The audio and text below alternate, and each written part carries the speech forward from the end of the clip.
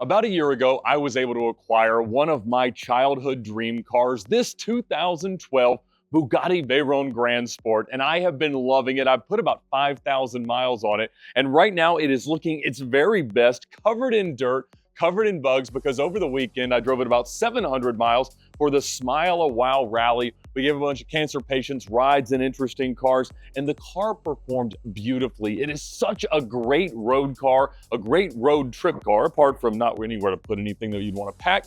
But it is just so fun to live out that childhood fantasy of owning one of these top speed hero cars. Goes 253 miles an hour. We didn't get that fast this weekend, but I've got good tires on it, and it is just so much fun. And it begs the question, is it really the best top speed hero car to own?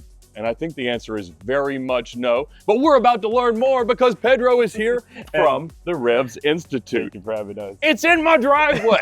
We brought it, baby. Oh my goodness. And we did not just bring it here for today's purpose, which will be to drive both of them and compare a little bit which is the best car to really own, drive, and live with, because they are so different. I mean, the Veyron is very much like the big grand touring car, much like the Speedtail is in sort of modern McLaren speak. Whereas this, even though it could go 240 miles an hour and had all the technology of the day, was really more like a Senna, still very tactile, very precise, very handling oriented, not much downforce, very slippery, and again, very different in the way of executing the idea of how fast can we make a car go. And it is here for a very fun and very specific purpose, because where are we going? We're going to the Smoky Mountains, baby. We're gonna drive this thing 1,000 miles. Now, several years ago in 2021, I got to spend maybe 3 or 4 hours in this car, thanks to you guys in the Revs Institute, with the F1 to film for Car Trek 5, our dream car special. So we opened with this ultimate dream car.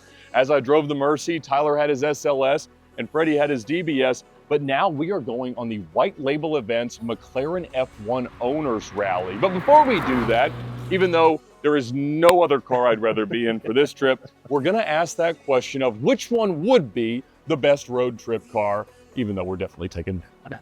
Asking which of these cars is best to routinely drive is akin to testing which brand of stiletto high heels is best for the New York City Marathon. Still, in the name of objectivity and science, we sought to find a verdict. Yes, you have to put it in the handling mode, which partially elevates this, and then you got to disconnect the tail lights and everything else in order just to pull this off, in order to access it. You can put in oil through here. Oh, so you can fill it up. Okay, there's a special way that you press the button. There's one to release the fuel door, and then there's one to release the oil. And you have to press 2 because they have had people pump gasoline into the oil. Yeah. But you know, it uses the seats out of a Bentley Continental Super Sport. Wow, so it's the same seat. So they're actually quite comfortable. These have some wear and some miles on them. So that's where the speed key's in the ballot? Yes, exactly. And then you turn it. And so the original speed key was turned into a necklace for Lil Uzi Vert.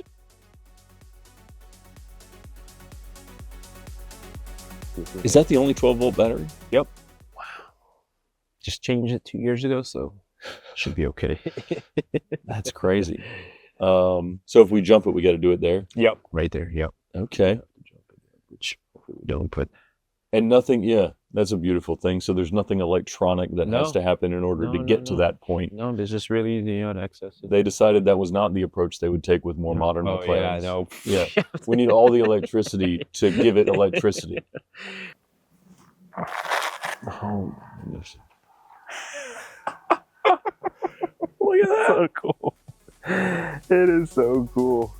Following an awkwardly giddy nerd fest about the nuances of each car, it was finally time to get them out on the road. You get a lot of turbo and a lot of induction noise. The sound is so good. Wow. And with the roof off, it's 10x, which is incredible. This car draws attention for sure. You know, and I'm not really sure which car will draw more attention on the road, because, I mean, the magnitude of the attention that the F1 deserves is high, but it isn't red over red with red wheels. And so it's a little bit more subdued in the way Mr. Collier specced the car. interesting. Yeah, whenever we drive the F1, people barely pay attention, but when you see somebody that recognizes the car, Then they crash. you see their blue, like, wow. Well, I haven't driven much, transmissions like this. Sure. And I've recently drove a Gallardo, and it's rough. Yes, that's a single clutch Yeah. sequential, Yeah. so a difference in the way it actuates. Yeah. Wow, dude, this thing just wants to pull. But when you don't do that, Yes. it behaves like a Bentley, Yeah. Oh, it which does, is yeah. wild. It is, wow. That is crazy how, Yes. like, it just, man. This is crazy. Wow. That's what I'm talking about. Wow. Dude, this thing moves. Like, it travels. It wants to, like, project and go. And because of the way the engine's constructed, I don't think you have the snappiness of throttle response. Yeah. But the torque delivery, wildly different for a car with But 1,000. so, like, manageable. And Yeah. wow. Because the F1 is not a torquey car. No. It is a fast car in general, but relative to a forced induction car, it doesn't deliver that way. That's why it's still the fastest naturally aspirated car. Yeah. Wow. This is amazing. And I can see why it was, the competition to the F1 in its time. You can definitely see. Well, it's the difference in, a smaller boutique style company led by Gordon Murray going out with a task in mind versus the arsenal of Volkswagen Group coming in and doing it. Wow. Dude, this is crazy. It like gives you that little bit of an empty stomach feeling. I mean, that's just going up to what, 80 miles an hour? Yeah. I saw somebody with a 911 Turbo S that had their kid like levitating in the seat, and I haven't tried it yet, but I have to imagine that we can make that happen. Make it right here. Yep, making it right here. Wow, this is, man. I would always be wanting to drive this car. It's so easy and drivable. Like, it is. It is. wow. This is insane. And Wow. relative to a Wyra or a Zonda or a Carrera GT or a Koenigsegg, the hypercars of today, even a P1 LaFerrari, maybe not a 918, I think it's the most approachable, useful car. It's so And useful. that's one of the questions that I always have with a car is like, can I take it somewhere? Yeah. And this you can. We Yes, just you did. can. Drove Oh, it yes, 7 you miles. can, yeah.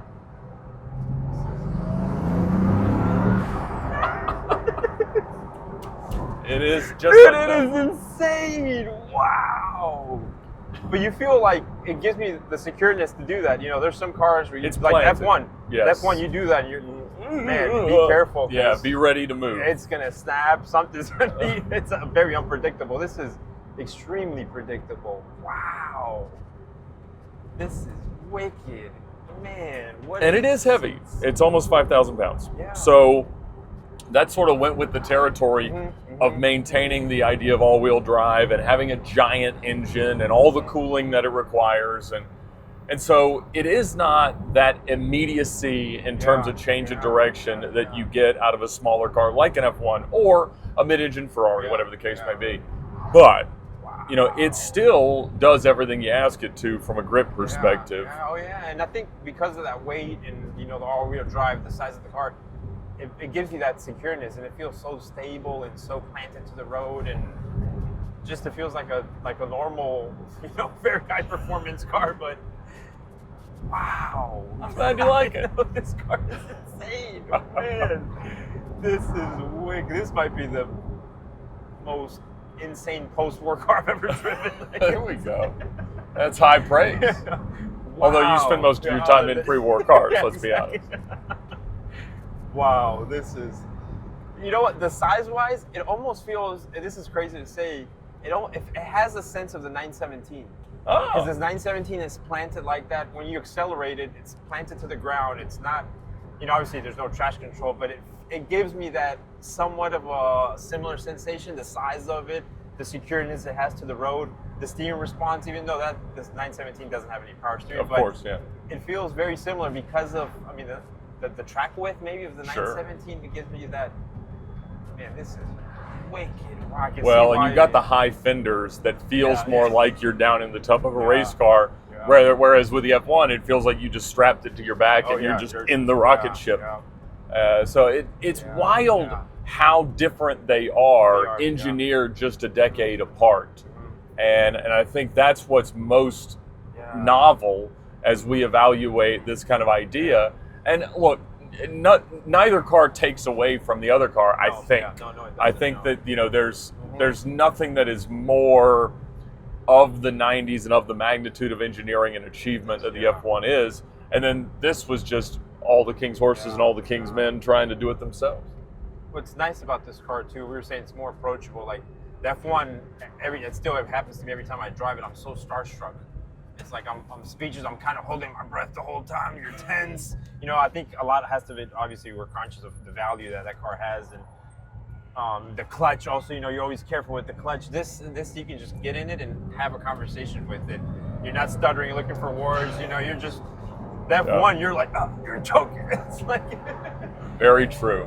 wow, man, this is so cool. Thank you, Ed. Oh, absolutely. Wow, this is, what a car. I did not think it would move like it would be this quick.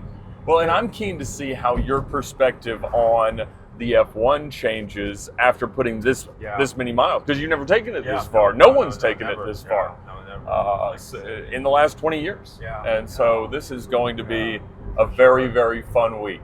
For both of us, it's going to be really cool. Wow.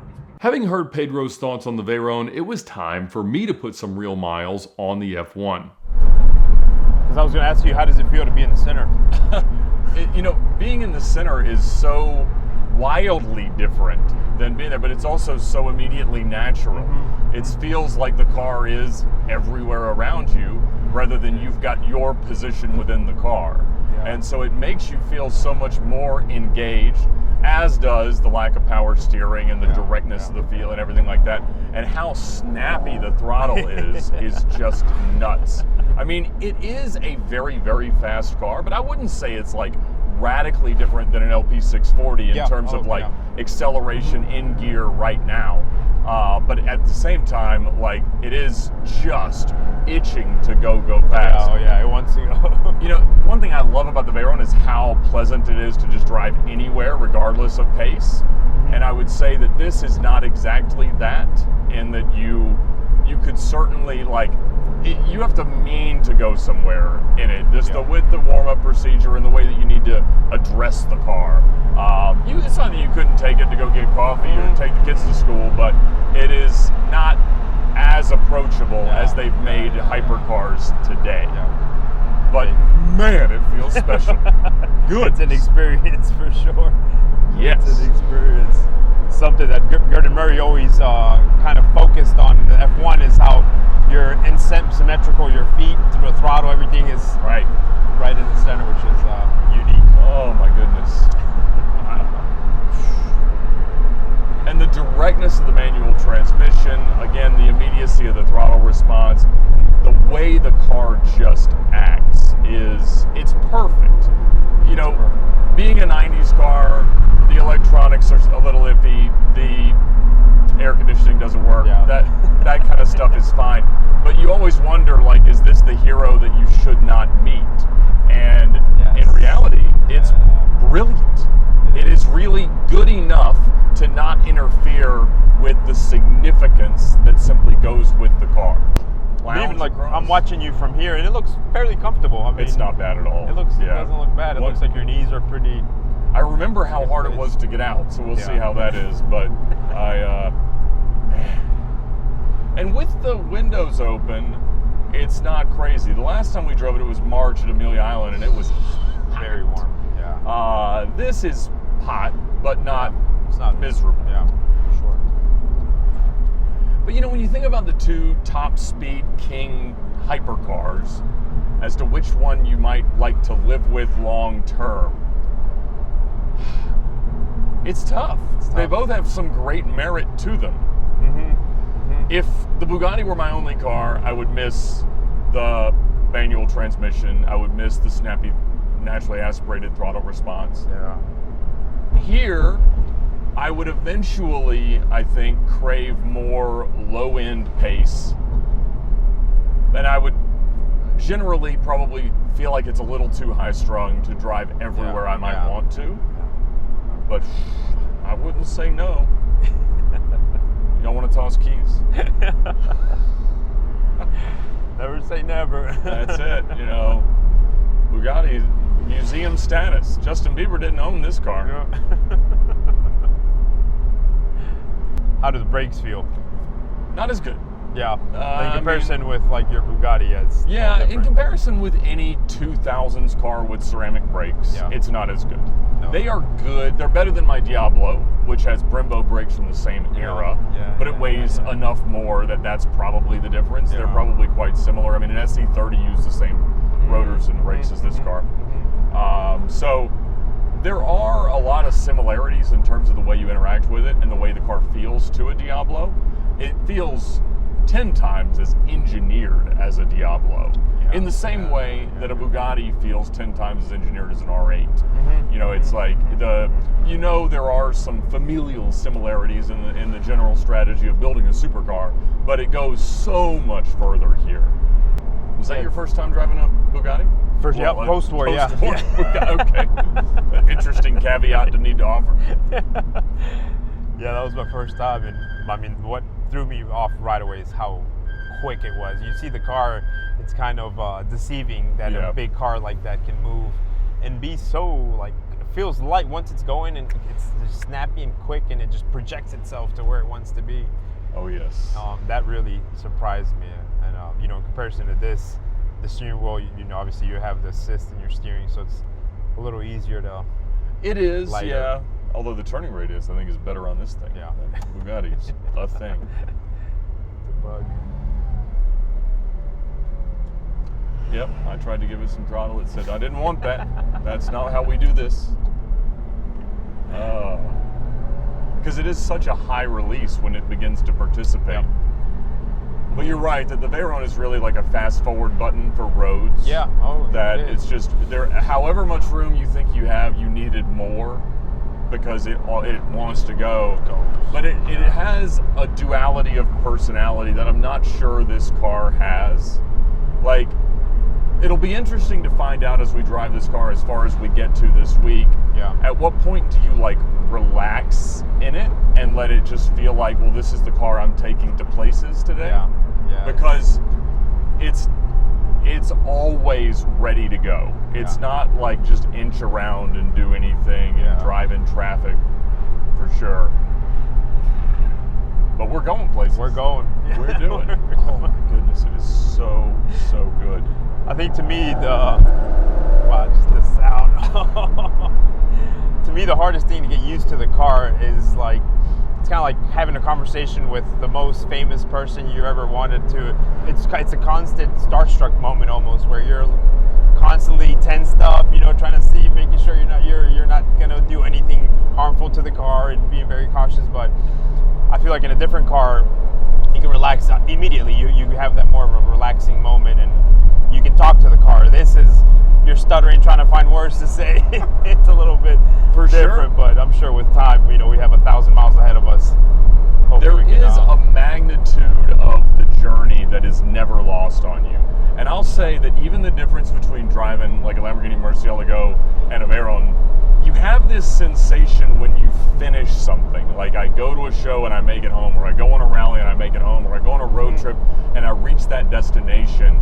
It feels like, okay, we did it. Like, sense of accomplishment, it all did, it went right. Everything that had to happen did. Versus, you know, after, I don't know, I'm probably close to 100,000 miles driven on Lamborghinis. It just feels like, well, that's just how you go places sometimes. And this, I just making it to the next intersection feels like we didn't die, we didn't hurt it. Fortunately, Pedro and I got both cars home safely and in one piece, since neither of us could afford to crash either of them. They represent stark differences in manufacturing approaches to building the fastest car of all time. And there are things about the Veyron that make it so much more usable, and that is a welcome thing when you think about maybe just having one car to live with for the rest of your life. But if you could have a daily as well as one, the F1 is the end game. It is so cool, it is so unique, it is so intense, and that is never lost on you regardless of how many miles you manage to get to put on one. And so if you get to have either, you are a lucky person, and if you happen to be contemplating just such a buying decision, Pedro and I are happy to have been of service.